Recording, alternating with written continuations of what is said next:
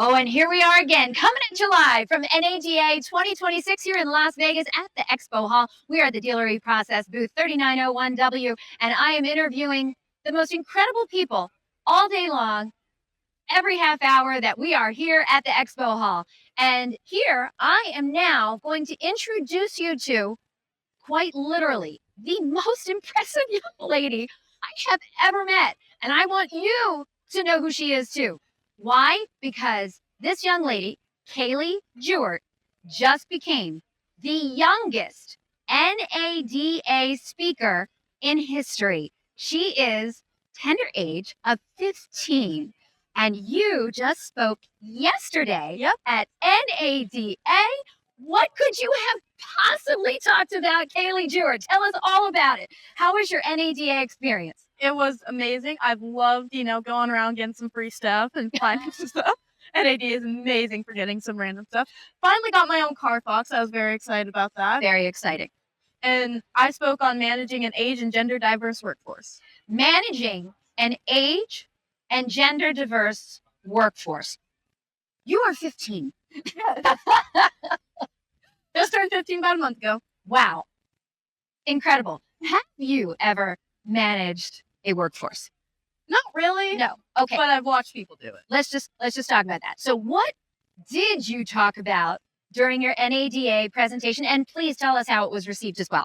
So I spoke about how we need to get more influence in the younger people, and instead of going to college and trying to get these college students who are already on another career path into automotive, meet them at middle school when they are starting to learn, like, what could I possibly be? So that's where you want to find your future employees. You want to start early. Got to get sooner. And how does one do that? Like middle school or high school, get in front of those kids? Career fairs or business competitions. There's a lot of youth business competitions, but career fairs are probably the best one to go to. Oh my goodness. Okay. And then was there more to that? How did you talk about gender diversity as well? So more of the gender diverse part was my co-speaker's part. And so when it comes to managing the age diverse part of it, you have people who are used to paper and everything has to be done on paper. And then Ben said there was someone at his company who thought email was too formal. So there's a big spectrum at a lot of dealerships. So. Right. Yeah. Okay. And so who did you do the presentation with? Ben Burton. Ben Burton. Okay. And then, so you talked about the age portion. Yes. Okay. And you feel that kids in middle school and high school are already thinking about future stuff, career stuff? Yeah, I am. Because that's what you think about. Yeah. Mm-hmm. All right. You are such an impressive woman. You're 15. Yes. Okay. The next youngest NADA presenter ever was, I think, 20. Yeah. And somehow you said, I want to be an NADA presenter.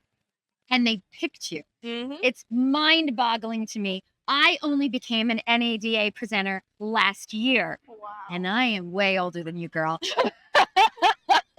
You look like you could be my age. Yep. Okay, but let's talk about this. Now, your mom and dad, they're encouraging this kind of behavior from you. Yeah. Your father is in automotive? Oh, yeah. Okay. And so this is not your first foray into automotive. Kaylee and I actually met, was it 2 years ago, a year and a half ago? I think it was 2 years ago now. 2 years ago. So when she was 13, we met because as you might or might not know, I'm a board member at Women in Automotive and I MC the conferences there for Women in Automotive. And Kaylee was also the youngest presenter at Women in Automotive. Yep. And I will tell you, being in that audience, no doubt about it, she was the star of the show. She brought the house down and had 3 standing ovations. Her.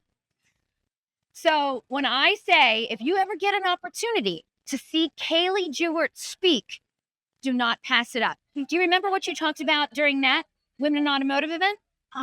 It was influencing the next generation. I always talk about the next generation, how we need to see more of the next generation in the automotive industry. And honestly, just in like being influenced as a whole. I mean, any company or like any industry could, be influencing that next generation, but automotive has no like say in it so far. Like career fairs, I didn't see an automotive. So you go to career fairs and you see no automotive companies whatsoever, even though automotive needs to start actively recruiting, especially Yes. for technicians, for Yeah. instance. Mm-hmm. And for like programming or AI, there's like my friends who are interested in that have just been like, what is automotive? And I'm like, you've got to be kidding me. I've known you for years and you don't know what the word automotive is. Lord, please save them. So my son is older than you, Mhm. and he's about to pick his college. He's a senior, okay? And I agree with you that he already knows what he wants to do in the future. Yeah. He wants to go into engineering, right? Yeah. And he knows I've been in automotive Yeah. for his entire life. Automotive never even came into his thought process, and he already knows what he wants to do. So Yeah. for somebody like him who's brilliant, Mhm.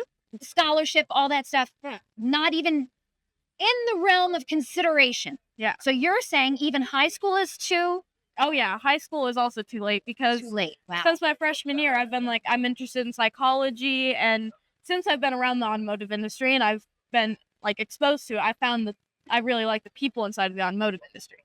Everyone in the auto industry is very nice, very welcoming, and a lot of kids don't get that opportunity to see what the industry is like, so then they don't choose the industry.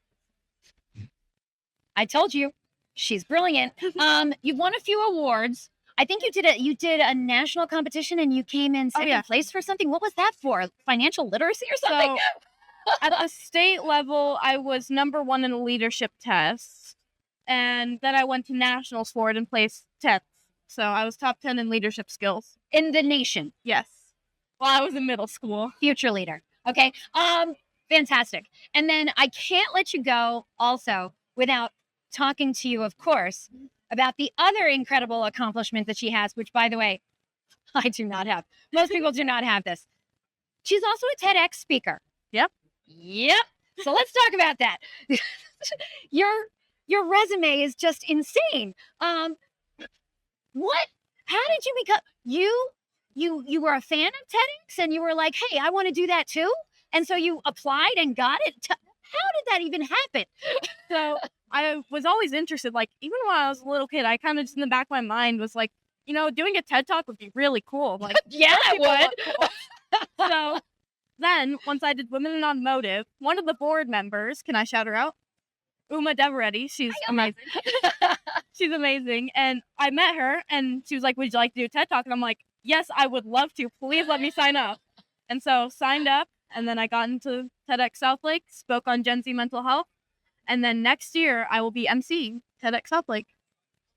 That is amazing. Wait, you're taking my job. Yeah. Sorry. So talk to us a little bit about Gen Z mental health. What was your conclusion on that? So the older generations, for example, like my parents' generation or my grandparents' generation, they were not as open as we are to talk about our mental health, and we are more likely to open up about certain things. And it's just trying to, one, make it so that kids feel like they can talk to people, but also the people that talk to professionals or just like their elder peers around, like maybe not elder, but like people who are older than them who are a little bit wiser, and also making sure that those people that they're going to talk to are ready for that conversation and know that it could be coming, and just being open to it rather than doing it the old way and just being like, oh no, you're fine, like get some thicker skin, What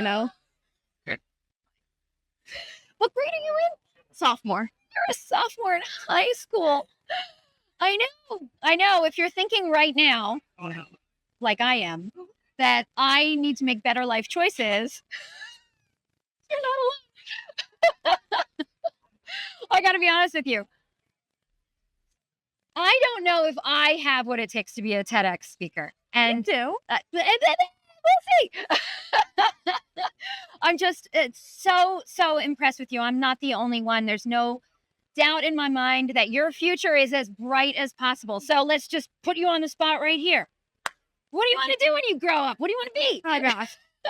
And I'm So- not going to hold you to this because obviously you and I are going to stay in touch. Oh, And yeah. 5-10 years from now, when you have figured out exactly what path you're going to go on, I'm not going to come back and say, hey, remember when you said this?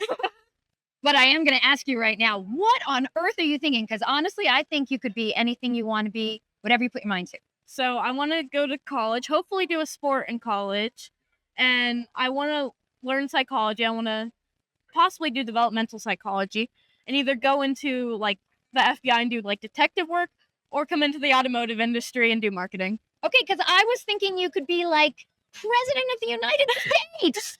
What? I mean, it's been on my mind. I've been like, do I want to do it? Do I want to deal with the controversy? That would be a rough one. Okay, listen. Whatever role you pick, leadership, I can't see psychology, but hey, that's on you, you know? But whatever you pick, we're going to all keep our eyes on you. She is one to watch, people. Kaylee Jewert. Follow her on social. See what she's been doing. Amazing stuff coming out of this young lady. And we hope that your generation produces more of this. You're amazing. Thank you. You're amazing. And yes, her resume is better than mine. I'm just going to say it right now. I don't think so. I think you have a better resume. You're so sweet. You have job experience. I don't yet. All right, audience, that is all for Kaylee Jewert right now. Where are you going to head off to now? I don't know. No? You're going to go get some more Yeah, I'm gonna go get some more free stuff. swag stuff? Yeah. Every Swag now and then stuff. I stop by the Better Car People booth, but that's about it. Okay. All right. Well, thank you for stopping by the dealer eProcess booth. Always welcome to stop in and see us. Okay. Thank you so much for being here. And audience, we want you to come back and see our next presenter. You're not going to want to miss it. We're broadcasting live from the dealer eProcess booth 3901W. Next up, we got Tim Pohanka. And if that name sounds familiar, it should.